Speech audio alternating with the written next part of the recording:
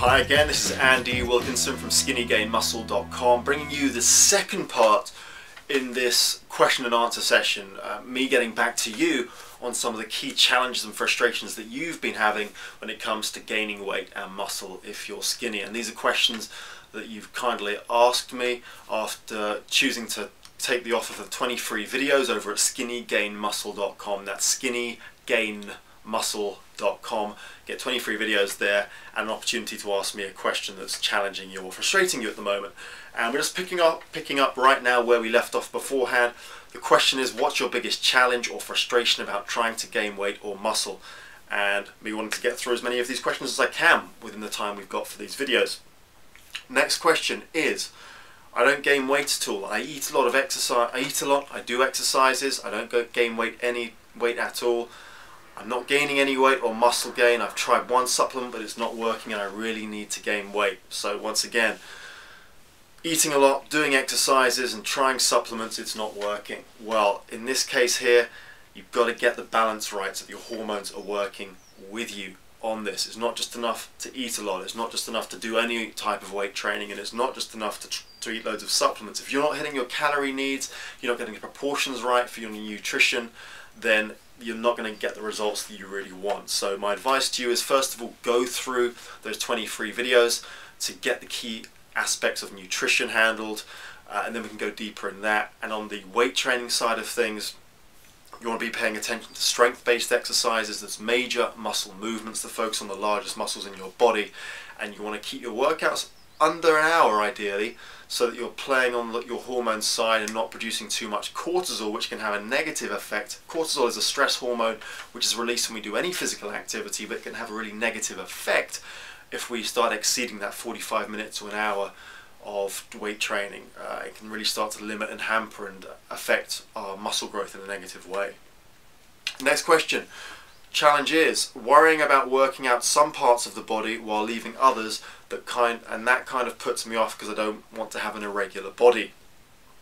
Well, this is an issue, a challenge, a problem that I see with lots of guys in the gym, not just skinny guys, but you'll go there and the exercises that people are doing are what I call to focus on their mirror muscles, the muscles that they can see as they look in the mirror. So they'll do just chest exercises, just bicep exercises, exercises that just focus on the front side of their body. And to me, this is nuts, this is crazy, because your body wants to maintain balance, and if you're not focusing on balance to the right, to the left, above and below, and from the front to the back, if you're not maintaining balance, your body is not going to want to grow at the rate that you really want it to. You need to have a balance between your front muscles and your back muscles, your right and your left, and to achieve that balance, to correct those imbalances, you need to pay attention to focusing on full body workouts, whole body exercises that are really going to do the best work for you with this. So don't worry that gaining weight is all about making your body look irregular. It's completely the opposite. It's a way of getting your body balanced and as regular and balanced as possible.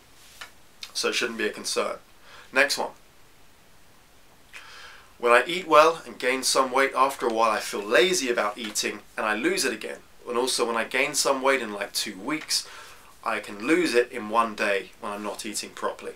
Okay, first off here, think longer term. Do not just focus on what your weight is from day to day. You need to have a longer term vision, a longer term plan, a longer term idea. Yes, your weight can fluctuate from day to day. It might be just based on what time of day you're weighing yourself, whether you've been to the bathroom after just waking up, whether you've had a meal recently, how hydrated you are, whether you've just exercised. All these can play a major factor on what you weigh at that moment in time.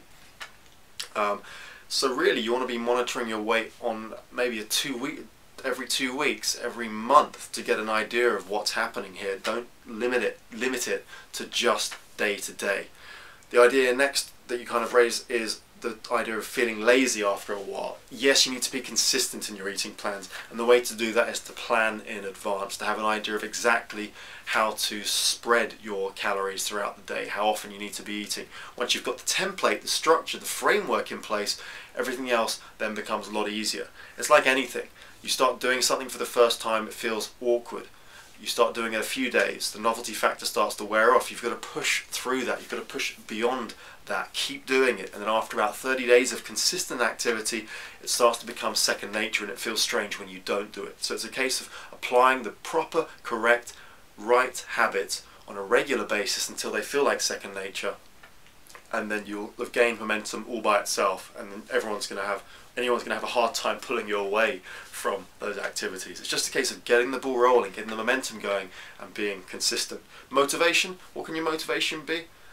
It can be focused on what you're going to achieve, the pride, the respect you're going to get from others, how much more attractive you feel, how much better and more confident you feel about your own body, your self-esteem levels, or it can be a getting away from the things you don't want right now. Think about the negative stuff, people perhaps teasing you, you're not getting the respect that you want. The feelings of vulnerability if you're around others, not feeling like you can protect yourself, whatever it happens to be for yourself, focus on that as your motivation to spur you on to stay consistent. Next up, time is a challenge, alongside with not having a proper routine for meals. Okay, again, watch those 20 free videos at skinnygainmuscle.com. Sign up for those with your email, they'll be sent to your email address. Time being a big challenge doesn't really have to be. When you're working out, you only really need to be looking at about 3 hours worth of workouts per week. The rest of the time it's about getting your habits right. Yes, there's a learning curve to begin with as you learn the right steps to take, but after a while, as I just mentioned beforehand, things start to feel natural. It becomes second nature, and then it feels strange and abnormal not to stick to those behaviors. So time being a challenge, we can come up with these excuses. If we're serious and committed about things, we'll do them. For example, some people don't like their work, their daily jobs very much, so they get in a negative frame of mind during the week, and all of a sudden they might be really tired on a Thursday. Come Friday, they've suddenly got more energy. They haven't had not much more sleep, but they've got more energy because the weekend's there. They've got into this cycle of how they feel throughout the week, and regardless of the amount of sleep they may have had on a Thursday night, just because the weekend's there, they suddenly feel great because they've set that high motivation of expectation and feeling good about what's coming at the weekend. If you can feel good about what's coming up, you can get through the limiting beliefs and excuses that we might just find popping up in our own minds. Next up, my biggest challenge is finding an appetite to eat. Yes, when we want to gain weight, we need to increase our calorie consumption typically. And for those of you who do not have an easy time eating, who find it difficult, don't have much of an appetite to eat, what can we do? Well, I like to think of appetite as a skill. So we need to train our appetite. We need to train our appetite to cope with more food. How do we do that? Here's a few tips. Start with a big breakfast every day. Set the precedent. Set your intentions right from the start. Create a big meal. It might be a big bowl of oatmeal with raisins in there, and just get through as much as you can. You might need to come back to it, step away for a few minutes, but make the same size every day, a big sized meal, and you'll be amazed at how quickly over the coming days your stomach is going to adjust. If you're not much of a breakfast person, you may find you don't even want to look at it or smell it first thing. But you're going to find that your body is going to adjust to this, adapts to it, and you're soon going to find your stomach roaring at you to have that food in the morning. And by training yourself to have a large breakfast, you're training yourself to cope with larger meals throughout the rest of the day as well. Next one, sip water throughout the day consistently. You need to be hydrated in order to allow your body to adapt, grow and change. But you don't want to be gulping down a whole load of fluids just at your meal times, because that can put a killing brake on your appetite. So make sure you're spreading your drink throughout the day. There's a couple of good tips to increase your appetite. Okay, we're approaching the 9-minute mark here.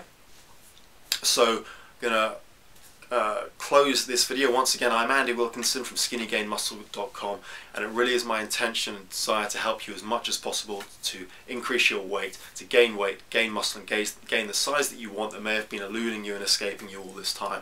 So I hope this video and the tips you've learned here have been helpful. I'll be back with more very soon, and it's my wish once again that you get the greatest results from the minimum effort possible. So I will talk to you again soon.